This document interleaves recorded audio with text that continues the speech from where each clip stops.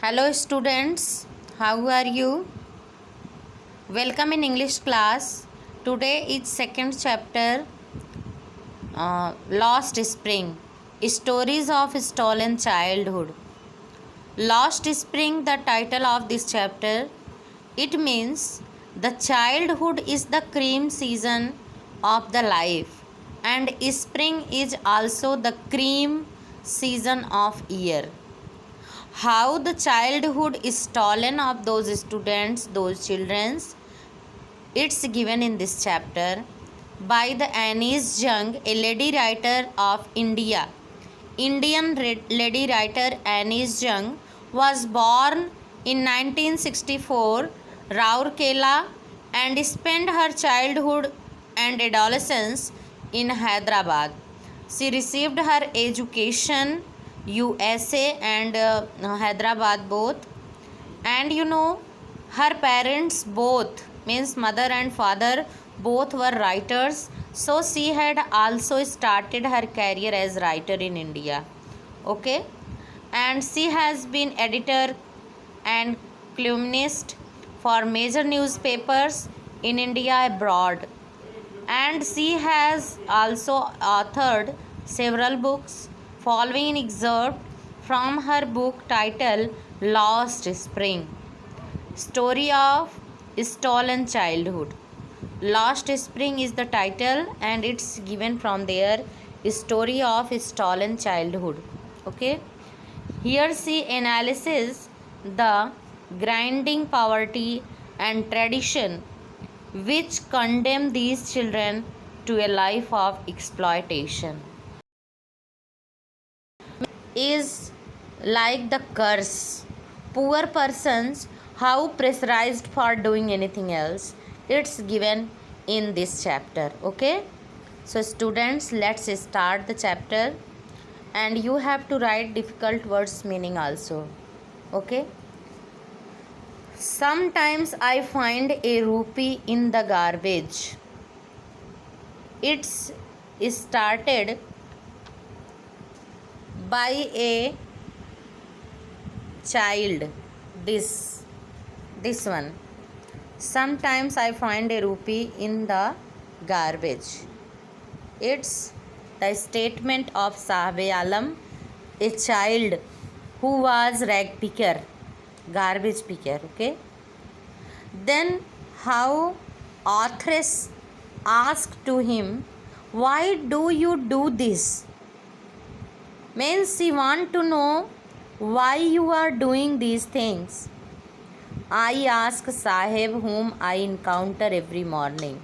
It is the autobiographical chapter by the authoress. Okay. Means जब उसने statement कहा, उस बच्चे ने, साहिब आलम ने, समटाइम्स आई फाइंड ए रूपी इन द गार्बेज, कुछ समय मैं कुछ रुपए भी पा जाता हूँ उस गार्बेज में, कूड़े में, कचड़े में. तभी जो है वो ऑथरेस पूछती है कि तुम ये क्यों करते हो. ऑथरेस ने पूछा उस साहिब आलम से, क्यों. I encounter every morning scrounging for gold in the garbage dumps of my neighborhood. A word given here, look, scrounging means looking, searching. Scrounging means खोजना. For gold in the garbage means authoress encounter, सामना करती है उस बच्चे का कि जो कि कूड़े में सोना खोजता है, पैसा खोजता है. वो अपने ही पड़ोस में देखती है, नेबरहुड में. Okay. Saheb left his home long ago. The name of that boy was Saheb, Sahib Alam full name. Who has left his home a long ago, पहले से ही उसने अपना घर छोड़ दिया. And set amidst the green field of Dhaka. His home is not even a distant memory. There were many storms that swept away their fields and homes, his mother tells him. Okay, it's given the story. Students, Dhaka is the capital of Bangladesh, and in Bangladesh, it is the poor country. So a lot of poor peoples lived there, and he was one of them. Dhaka के जो हरे भरे मैदान हैं वहाँ से बहुत दूर उसका घर है. His home is not even a distant memory. बहुत पुरानी बात नहीं है. There were many storm that swept away their fields and homes. बहुत बार आंधी तूफान आया जिससे उसका घर उजड़ गया. हिज मदर टेल्स हिम, उसकी माँ बताती है उसको, दैट्स वाई दे लेफ्ट, इसलिए उन लोगों ने अपना घर छोड़ दिया है साहिब आलम ने. Looking for gold in the big city where he now lives, और वो लोग गार्बेज में, कूड़े कचड़े में, सोने चांदी की तलाश में और पैसे की तलाश में रैक पिकिंग का काम करने लगते हैं. Okay, and that's why it's become their occupation also due to poverty. Next, I have nothing else to do, he muttered, means he replied. उसने कहा हमारे पास इसके सिवा और कोई काम नहीं है. Looking away, go to school I said glibly. And then आथ्रेस also said that, means you should go school. Why not, means you are a boy, you should go school. glibly means thoughtlessly, बिना सोचे विचारे. Okay, glibly. तभी जो है आथरेस ने कहा कि बिना सोचे कि तुम्हें जाना चाहिए.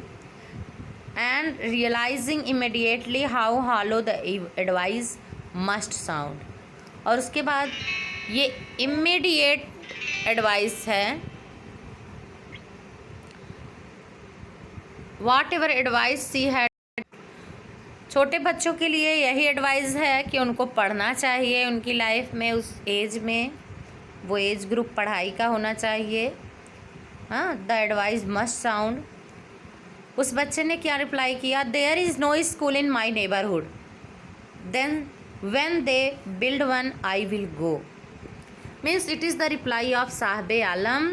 Means his neighbourhood have no any school on that area. when they build one, अगर जब वो बनेगा school, then I will go, तब मैं पढ़ने जाऊँगा. it is the statement of Sahib Alam and it is the discussion among Anis Jung and Sahib Alam. okay, then Anis Jung also said, if I start a school, will you come? I asked half joking. Then he replied, yes, he says smiling broadly. जब एनिस जंग ने कहा कि मैं school start करूं, तुम आओगे पढ़ने, थोड़ा मजाक में कहा. उसने मुस्कुराते हुए कहा, यस, हाँ. A few days later I see him running up to me, is your school ready? Means that boy having ambition to read and write. So he had when saw Athres, then he came means hurriedly and asked, is your school ready? उसने पूछा कि क्या तुम्हारा school तैयार हो गया? It takes longer to build a school, I say. तब आथरेस ने कहा कि स्कूल बनाने में बहुत लंबा समय लगता है. Embarrassed at having made a promise that was not meant. It means whatever promise she had done. Embarrassed means feeling awkward, असमंजस की स्थिति में.